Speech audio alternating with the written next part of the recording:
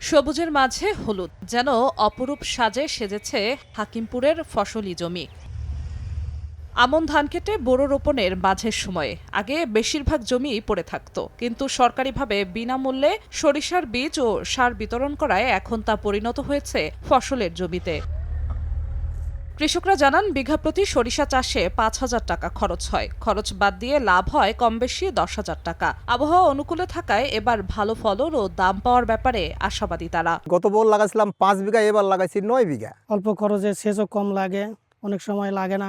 আমরা যদি ৫,০০০ টাকা খরচ করি তাহলে ১০,০০০ টাকা আমাদের বিক্রি হয়। এটা আমাদের একটা বাড়তি আবাদ, অল্প সময়ে তার মধ্যে আমাদের জমিটাও রেডি থাকে।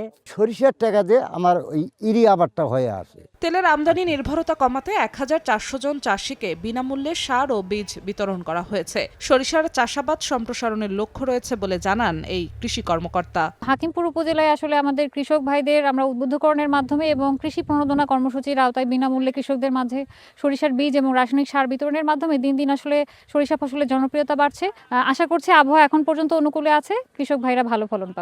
গত বছর উপজেলায় ২,৭৩০ হেক্টর জমিতে সরিষার চাষাবাদ হলেও এবার হয়েছে ৩,৯০০ হেক্টর জমিতে।